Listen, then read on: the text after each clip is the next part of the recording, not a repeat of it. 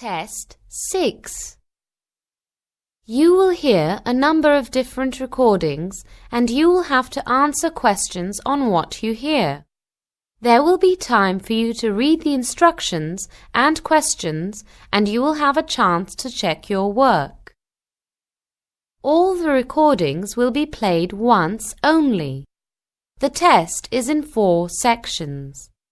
At the end of the test, you will be given 10 minutes to transfer your answers to an answer sheet. Now turn to Section 1. Section 1. You will hear a telephone conversation between a receptionist and a customer. First, you have some time to look at questions 1 to 8.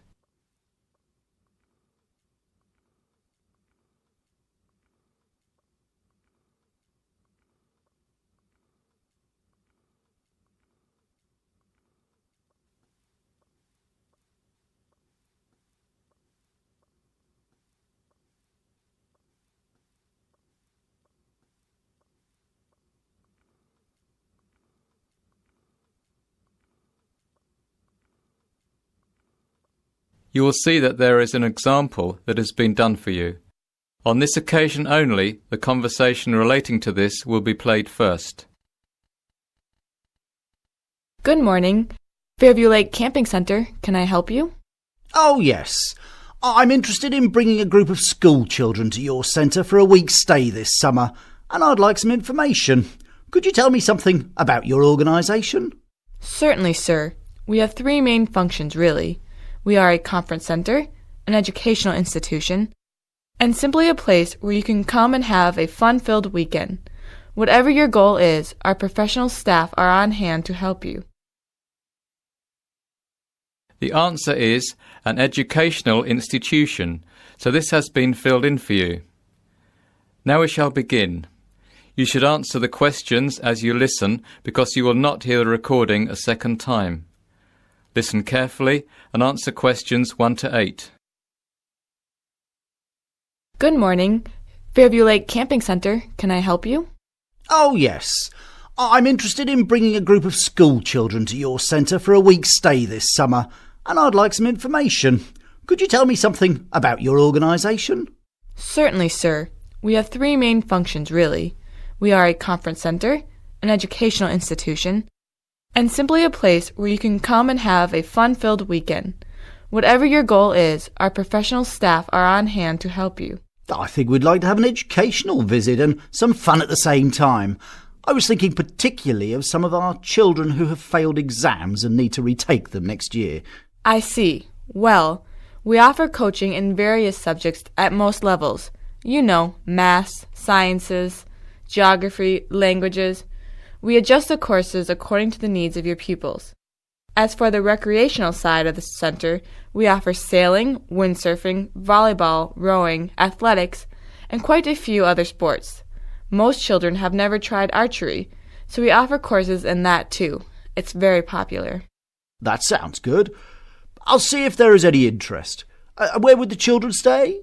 Well, we have the Birch unit that sleeps 8 people, and Greenback Row, which sleeps the same number. Cabins 1 through 3 each sleep 10 people. Cabins 5 and 6 sleep 12 people each. How many young people are you thinking of bringing? 22. 12 girls and 10 boys. Perfect. Then I suggest cabin 3 for the boys and cabin 5 for the girls. How long would you want to stay? Ah, yes, I remember. You said a week, didn't you, Mr. Bryson, Mike Bryson. Yes, that's right, a week. Good. Groups arrive on a Saturday evening and leave the following Sunday morning. That would be fine. Now, when are your courses? Tell me the dates that would suit you, and we'll see what we can do. The end of June would be perfect for us. End of June. Let me see. How about the week starting Sunday, June 24th? The week starting Sunday 30th is pretty much booked up. Yes, the 24th would suit us fine. Now, about prices.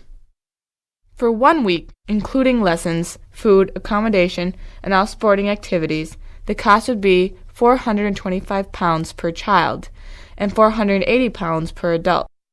Could I have your school's telephone number, please, Mr. Bryson? Yes, certainly. It's 647-864. 647-864. And the code? 4304. Sorry, no, 1304. By the way, are you open in the winter?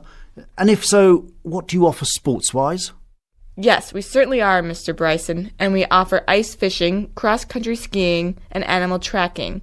It's actually very popular in the winter. Before you hear the rest of the conversation, you have some time to look at questions 9 and 10.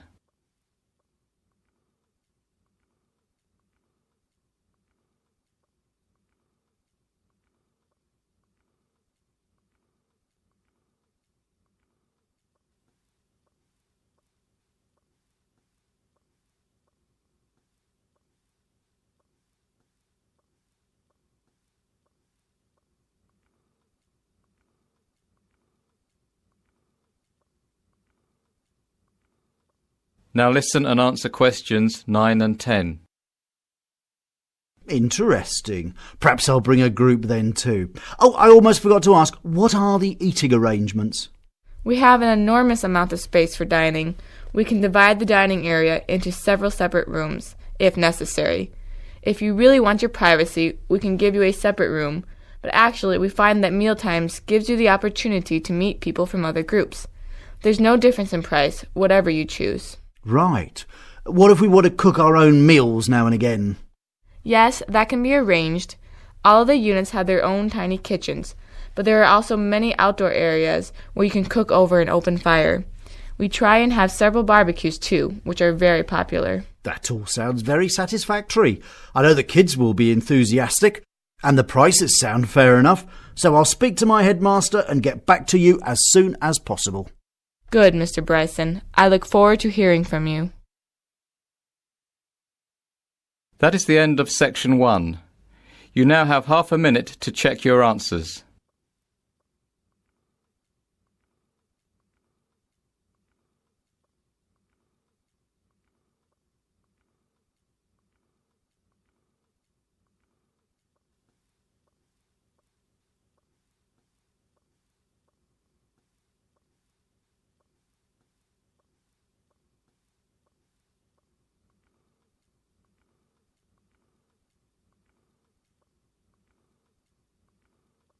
Now turn to Section 2.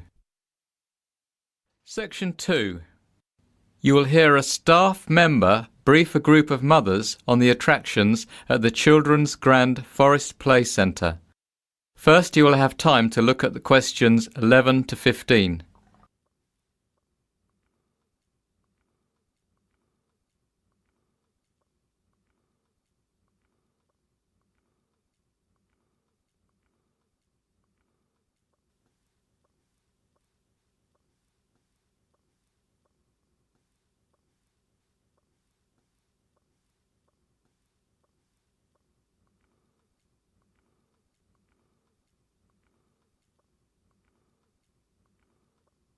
Now listen carefully and answer questions 11 to 15.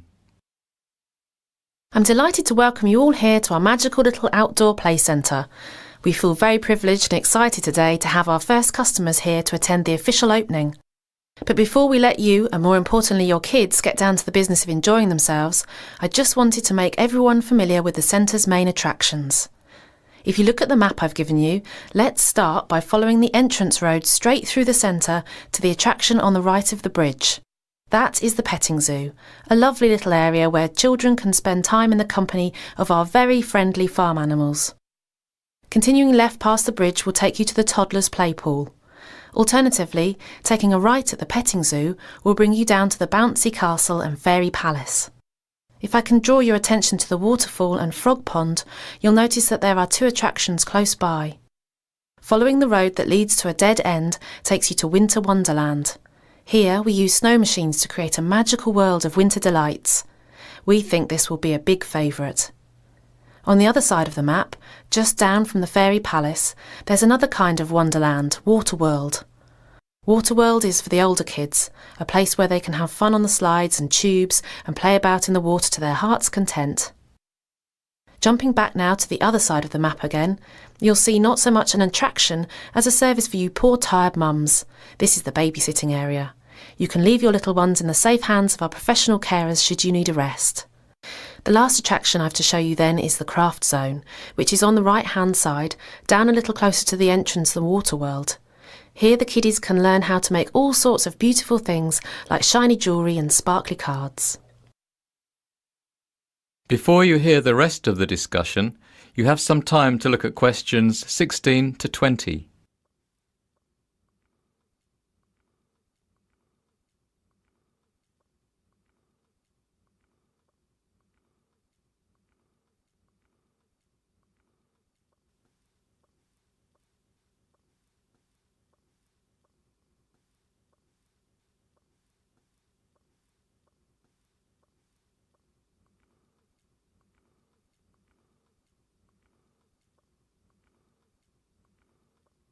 Now listen and answer questions 16 to 20. That's pretty much everything you need to know, but before I finish, let me just tell you a little more information about the wonderful animals of the petting zoo. The petting zoo is divided into 3 areas. The area on the left-hand side is where children can go on rides, hence the name Ride Zone. We have a friendly donkey called Dan and a gorgeous little pony called Polly. Dan the donkey and Polly the pony are joined for this week only by a very special guest, Larry the llama. Queue for rides at the entrance to the inner circle and pay at the pay station located in front of the parents' sit and watch stand. The centre area is known as the mini farm zone. Here the children can see lots of different farm animals living just as they would on a real farm. Join Farmer Tom as he gives half-hourly tours of the farm and shows the little ones how to milk the cows and goats and how to feed the grumpy old pigs. Zone 3 is an area we are very excited about. We call it the Performance Zone. Inside the arena, some of our brightest animals will perform a series of tricks for the children, who will also be entertained by Cluxy the Clown and his show band, the Racketeers. The Racketeers will perform on the main stage at the centre of the arena on the hour every hour. That concludes my little introduction. I hope you have a tremendous day. That is the end of section 2. You now have half a minute to check your answers.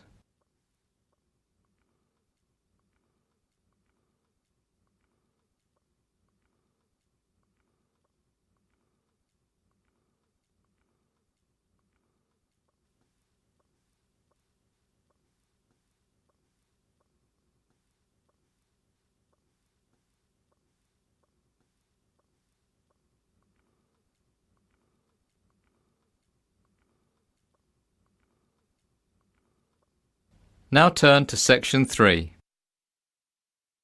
Section 3. You will hear a dialogue between a PE teacher and an administrator at a summer school. First, you have some time to look at questions 21 to 27.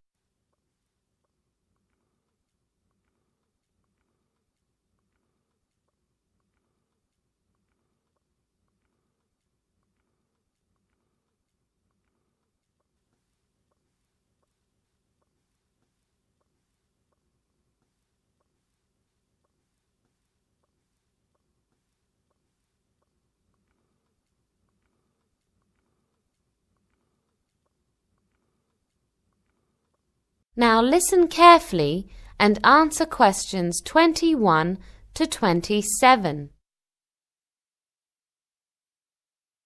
Excuse me, I've come to inquire about your summer school courses. My name's Paddy Deans. Please call me Paddy. OK, Paddy, I'm at your disposal. Are you talking about concentrating on one subject, or do you want to study a number of different subjects? And are we talking about graduate studies or a preparation for graduate studies? We can also give you advice on a new career, but we're not in the field of business management or anything like that. No, nothing like that. I was more interested in your sports programmes. You see, I'm a PE teacher and I've just got a new post. There's no compulsion to do this, but I really want to improve on my teaching and coaching techniques, if you see what I mean. I believe you have an excellent swimming programme, for example. That's right. Most of our instructors reached international level. Our course is designed to enhance the technical aspects of stroke, training and the strategy for each participant. Technical instruction, stretching and dry land training, training principles and stroke development are integral parts of the programme. So it's for someone who's reached a good standard of swimming. Each athlete will be videotaped and receive a DVD with stroke analysis. That sounds just what I'm looking for. What will I need for the course? Swimming trunks, towels, swim cap, flippers, goggles and a pillow and bed linen for the week. Right, I understand. Now, would there be any chance of taking part in equestrian events? My new school is horse riding mad, and to be honest, I've never sat on a horse in my life, although I like horses. Well, you've come to the right place, Paddy. And naturally, we can provide a horse for you. We have a very well-respected equestrian camp. And don't worry if you're a complete beginner. There are no end of other people in your shoes this year for some reason. What sort of thing would I do? Well, the beginners would start off with basic horsemanship. How to sit on a horse, how to make it obey simple instructions, you know. But don't worry, one of our instructors will have a long chat with you and define realistic goals.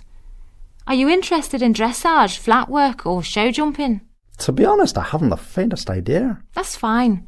You can watch the experienced riders and try a bit of everything. I'm sure something will grab your fancy. Great. By the way, what's the enrolment deadline for all this? Well, we've just extended it by a week, so it's now May 2nd. Fine. Before you hear the rest of the conversation, you have some time to look at questions 28 to 30.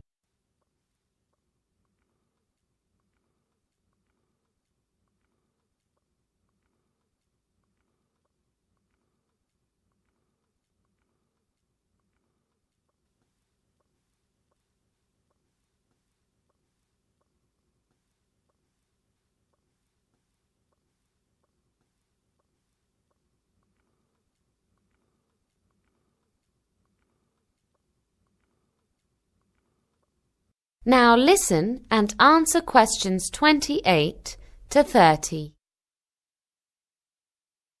You arrive on Sunday and leave after lunch on Thursday. The cost is £500.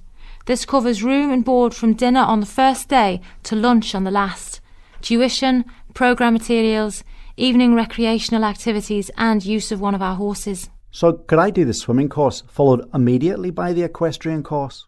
Oh yes, they fit in quite nicely, one straight after the other. Now, is there anything else, Paddy? Well, actually yes. Now that I'm here. In my new school I'm having to teach girls for the first time in my life, and they're also big on rhythmic gymnastics. Now, although I've got lots of experience with Olympic gymnastics, I don't feel at all qualified to teach rhythmic. We do run a course in rhythmic gymnastics, but it's in September. Would you be able to come back? But I'll be back at school then. We've thought of that, and that's why it's a weekend course. 3 weekends to be exact. First 3 in September. Put me down for that one then. Any idea what the course involves? Well, I know you study the different events like hoop, ribbon, ball, Indian clubs and so on, and you take a dance course. A dance course? But I'm the world's worst dancer. You should see me do the tango. No, Paddy, it's not that type of dancing. It's called educational dance and teaches you to be aware of your body and to interpret music. Very important if you want to teach rhythmic gymnastics. Well, I suppose I better try that too. All right, give me the details. That is the end of section 3. You now have half a minute to check your answers.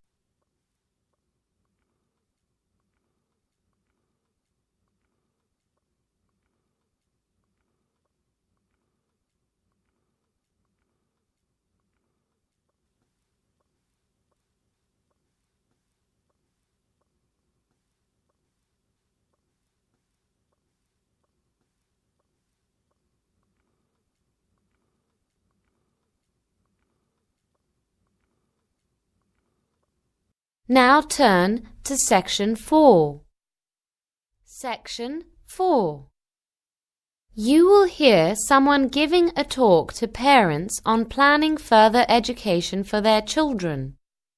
First, you have some time to look at questions 31 to 40.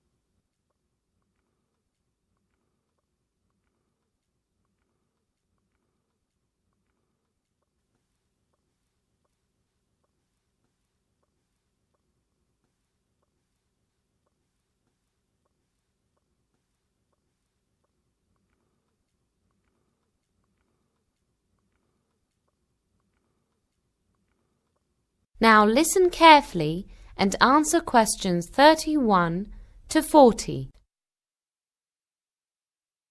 Tonight, I'd like to address myself to parents who are planning to send their children to university, but who might be concerned about the cost.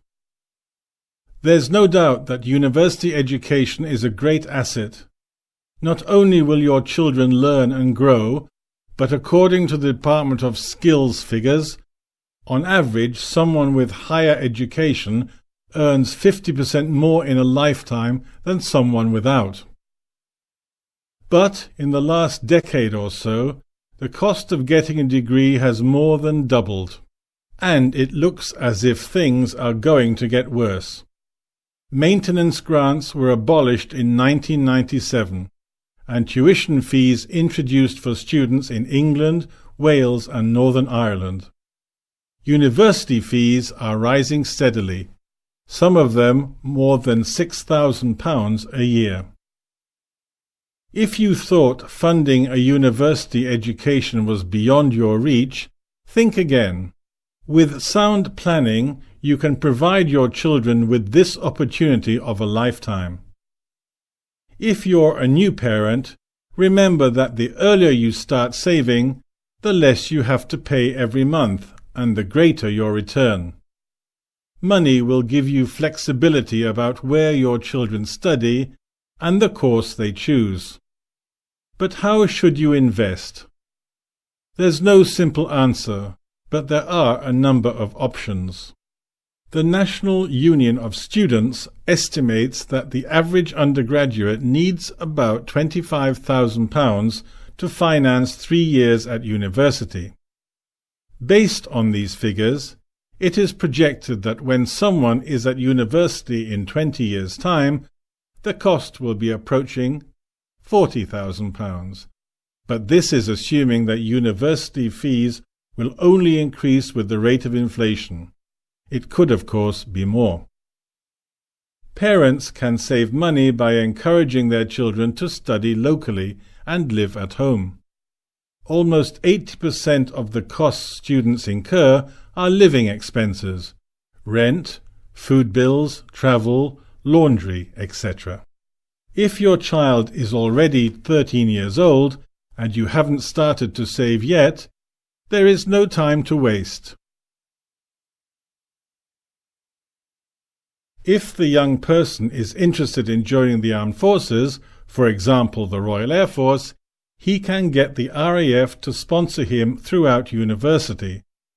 Then he'll fly fighter jets and after that work in the public sector as a commercial pilot. Sponsorship from the armed forces is an option hundreds of students take every year. The RAF, for example, will sponsor students for at least £4,000 a year. But this involves a minimum service commitment for the RAF. It's at least 4 years. If your child likes the idea of engineering or law, he could consider a sandwich course. These normally involve a paid, year-long placement in the industry that he's studying, plus the normal time at university. You get experience in your chosen field, plus a year's salary. When your child is 16, you should start putting aside what you can, but there's no way you'll be able to fund a degree on savings alone. If your child is a gifted sportsman, you may be able to secure a sports scholarship. Scholarships and bursaries come in all sizes, are awarded for a variety of reasons, and may be a one-off or annual payments. You may be eligible to apply simply because of where you come from, or for a specific course you are attending. They are seldom advertised, and many go unclaimed every year. The Internet is a great way to start looking. There is a searchable database at www.studentmoney.org, and while you're at the computer, go to www.google.co.uk and type in some keywords. If you're a keen cricketer, for example, put in University Bursary Sport Cricket, for instance. Top of the results page is the University of Kent, which gives a £1,500 cricket bursary to talented players. If you haven't put any money aside, your teenager will almost certainly need to get a student loan. By far the best way for him or her to borrow. The maximum yearly loan is about £5,000. There are two reasons why the loan is so attractive. Firstly, the index-linked interest rate is very low, far lower than you'd get from the bank. Secondly, you don't have to start paying it back until you've left university and you start earning a decent salary. Now, a few more things to look at. That is the end of section 4. You now have half a minute to check your answers.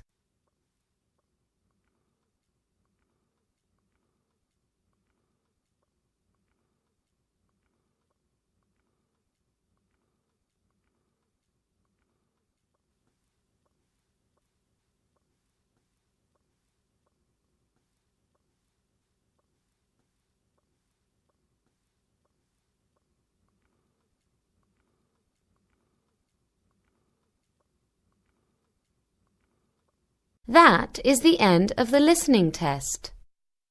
In the IELTS test, you would now have 10 minutes to transfer your answers to the listening answer sheet.